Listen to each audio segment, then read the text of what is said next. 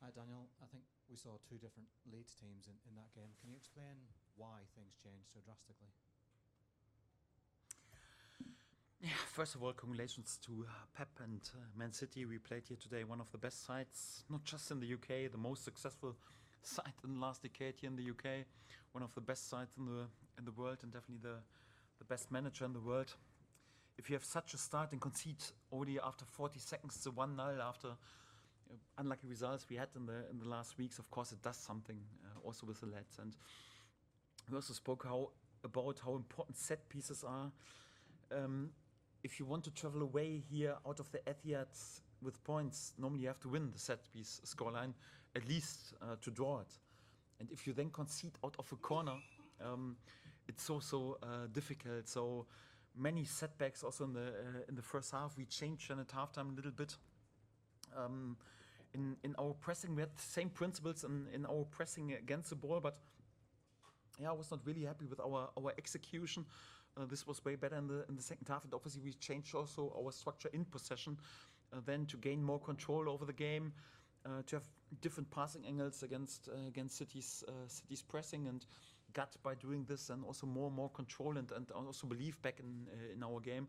Let's showed a fantastic second half. I think fully deserved to equalize the game. Was an open game in the last minutes. I think both teams could have won it. Of course, Man City is a side full of superstars and full of class, and one moment of magic. Then Phil Foden with a great finish through also many legs was then the decisive moment for them. Really heartbreak and unlucky for my players, but they should take lots of pride and lots of confidence out of especially the second half performance. So normally would have deserved to take something out of this game, but although we are disappointed because we didn't come here for warm words or compliments, we came here, we wanted to win some points. So the overriding feeling is right now disappointment. But after so many sucker punches anyhow against such a good side in the away game and here at the Etihad, then to show such a performance should give us lots of belief. And if my players show further on this heart and this spirit, this togetherness, and also this quality, then we have a great chance also to win the points that we need. Having two up top seemed to give you much more presence against them. Is that something that you would consider from the start against a good side at home next week? It's always possible. So we are always prepared also to play in a 3-5-2. But I think would be also too easy to just reduce it on this. So it's more or less like if the answer is how to win yet at the Etihad and how to dominate the game against such a top side with one more or less each every title that you could win in the last decade, it's just okay. We just play two up front and 3-5-2. Then many teams would win here. So it's not that easy. It's about the principles. It's about the way you want to play in possession against the ball. Today, to change against the ball, we have played more or less a similar setup, or wanted to play a similar setup, but the execution was not like we planned during the whole week. That's why I reacted also at halftime. Yes, in possession, of course, the structure gave us more clarity, but it was still that more like in possession. We just had more or less one striker really up front, and one striker was a bit more flexible behind him. So it's always an option that we can play. So we are prepared for different scenarios, and today it was also helpful in the second half to gain control back. Yes. Baron? The 5-3-2 was so effective in that second half. It was the best thing we've seen in several weeks, really. So why have you not used it earlier this season? Why have you not used it prior to this game? Like I said, it's just that easy. We play 5-3-2 and then we win each every game and perform always like on the top level. If it would be that easy, anyhow, then probably anyone can be a Premier League manager because they say, just play 5-3-2, let's go. It always has to fit to a game. It has to fit to a structure. So the structure, also like how Man City played today, the way they pressed. For that, it was right because we had different passing angles. We couldn't have done it, for example, against Aston Villa the other night because they had a completely different structure in the pressing, and also like how they were sitting deep, completely different to what City has done, and also like to come here to the Etihad and play man against man like we did in parts of the second half. to do this each and every game over 90 minutes as a promoted side is also not that often possible. So we have done it also, like we changed also our formation several times during this season to a 3-5-2, sometimes even a bit unnoticed, and it didn't work that well today. It was definitely the right choice to do it in the second half. It's important that we are flexible. It's important also that we can do this, but it's also important to do this in a moment when the right players for this setup are also fit. Yeah, we had, of course, Lucas Mecha and also Dominic Calvert-Lewin, so and not both on full fitness, for example. Also, Dominic came back right now, thank God, back after his adductor injury. Before, Lucas was sometimes struggling with injuries. Sometimes it's also important to have one more striker on the bench, but it depends. So when you don't need wingers to create over the wings, that you can create even more through the center, then you can do this. And this is what we've done today. It's always a solution, an option for us, but not in each and every moment the right solution. Otherwise, any other team would play your 3-5-2. How is James Justin? Is he okay? Okay, obviously it was the first time in the starting lineup for him since a while. It was always a plan after 60 minutes to get him off. Yes, I think he was then just struggling with a little hit anyhow, so no injury concerns about him. Was pleased with that he was capable to go for 60 or 65 minutes, but in my head it was always a plan that he wouldn't play 90 minutes, so for that, all okay with him. Excuse me. Hi, Daniel. You made 5 changes in your lineup. Gabby and Noah dropped out. Why was that? And also, how do you think Justin and Nonto did today? Anton Stach not available, Sean Longstaff not available, so for that we had to do 2 changes. Was even before the game even thinking about a back 3, but the injury of Sebastian Bonneau left us a bit short in centre backs. Didn't want to start the game with all my centre backs or no centre back option on the bench. This was then the reason that we changed more or less on these positions. Many other thoughts. Today we expected not a game like the last games where we were a bit more dominant. The possession wanted to go, of course, against such a good side, a bit more on the counter-attack, wanted to use then, for example, the pace of Daniel James a bit more and want to go a bit more direct.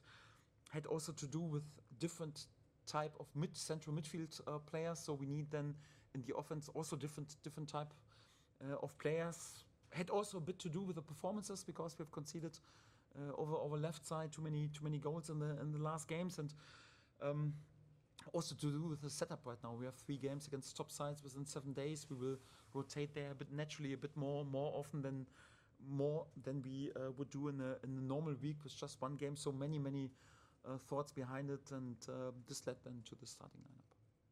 Did you spot anything specific in Manchester City's game in order to change it at half-time? And what did you say to the players at half-time to inspire them to that performance? Yes, hopefully I spot something in Man City's game. Otherwise, would be the wrong guy here in this chair. So the feeling was that we didn't have the right passing angles to bypass their pressing, to hold the ball better in the central positions. Not something specific, but it was like the whole preparation was more or less like to how to defend the channel ones of City, because this is what they always do, and for that we defended even in the first half with the back 5, but the execution was not perfect. It was a switching back 5, and yeah, the big chances that they had were always with channel 1. So even the first goal and the chances and how they were able to create some corner kicks. So I want to defend this better than also with different players in the second half on these positions, and yeah, there were several reasons why we changed it. Stuart? Daniel, Dominic Calvert-Lewin's been such an important part of the way you've played since he's come into the team, but did you sense that the longer he went without a goal after Wolves, it was preying on him in any way? Yes, of course, because for offensive players it's always important. Everyone counts in the minutes and is asking, yeah, good performance, but you need a goal. And it's also like, for him, he's always happy because we have a great relationship. Also, he's happy when Lucas, for example, scores game after game. But also, perhaps sometimes he's thinking, "Oh, would we also like to be in this position?" Of course, it puts a bit pressure on him. But I mentioned it several times. It's not like about I want to win the Golden Boot with one of my strikers. I just want to win survival in this league, and this is the only thing that matters. And thank God, after his injury, right now he's also back to play 45 minutes or even longer. That's good. And his quality is never in doubt, and he's so important for us, and it's good to have him back fully fit, and also good for his confidence that he also scored another goal. And when you've changed the left-hand side of your team to address a problem in terms of conceding goals from that side, and you concede inside a minute. What's going through your head at that time? Can't speak public about it because would be banned anyhow from football, because it's not allowed to swear anyhow. So of course it's more like if you have such a start that you concede exactly about what you have prepared the whole week, then after 40 seconds you're asking yourself what are we doing anyhow. So there is sometimes in football like this. There's a football like in life when you think, okay, right now you have the solution, you do it in the proper way, there's another sucker punch, and if you then dwell under it, you have no chance. It's more like, come on, keep going, show resilience, show reaction, show great heart, show passion and confidence is also what we did then, more or less in this moment. And sadly it didn't pay off with points, but definitely also with a performance where the lads should be proud of. Anybody else?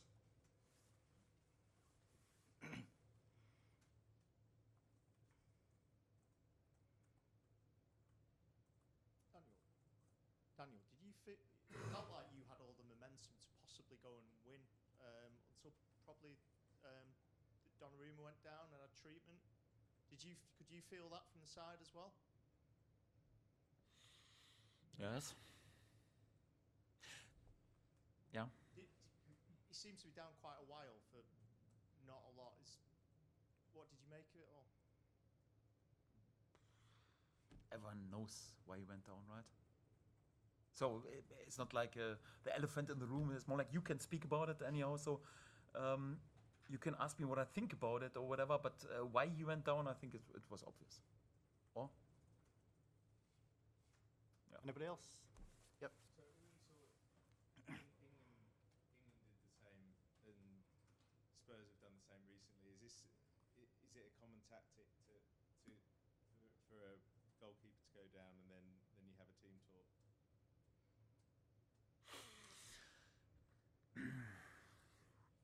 It's within the rules. It's smart. If I like it, if it's in the sense of fair play, if it should be like this, I keep it to myself. I leave it with the authorities to find solutions for it.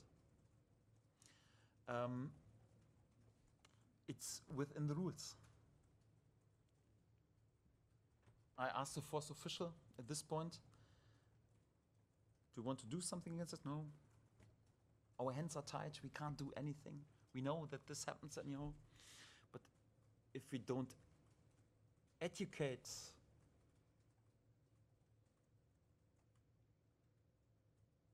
our players in football what to do in terms of fair play, sportsmanship, whatever, and you just try to bend the rules somehow just to your advantage,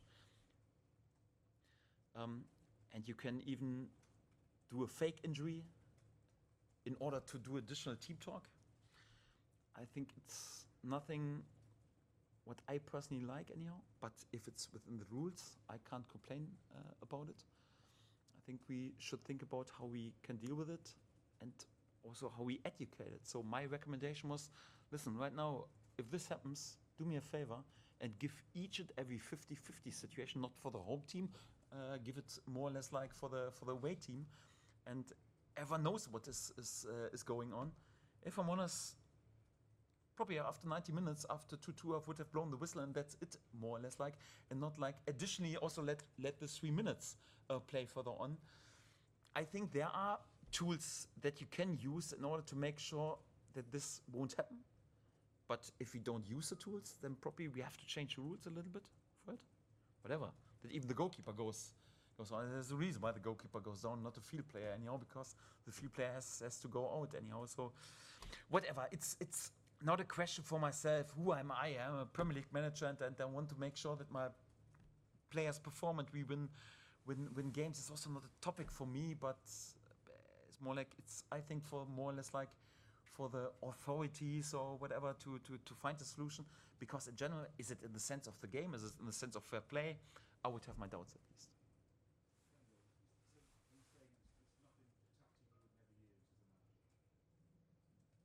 No, I don't. Sorry, I don't criticize my colleague. I don't criticize Pep. It's also not that he went down anyhow. So it's more like if he has time to do this and there is an injury, I would also do a team talk anyhow. So, but it's not like he has done anything wrong. We have such a great relationship anyhow. So for me, Pep is by far the best manager in the world, and also like to tweaks and changes during the game. There's no one better in this business, and he does it not just in this situation. He does it in each and every moment. So there is not 1% criticism on my colleague on Pep. Just like the fact that it happens, everyone knows it, and we have no tools, so we have to deal with it. I think there are tools to deal with it, or we need to find other solutions, because, at least for my feeling, it's not in the sense of the game. I'm a football manager. I concentrate on my job. I'm not the Premier League chef anyhow. I'm not the chef of the referees. I'm not the chef of the board. We have more or less like our boards who do the rules anyhow. Perhaps when I'm 85 anyhow, I will also be in such a board and then can speak about it. Right now, I'm just concentrating on keeping Leeds up in this league. So I have enough to do with it. So it's within the rules anyhow. It's smart. Everything's okay. I think we should change something. Okay, thanks everyone. Thank you.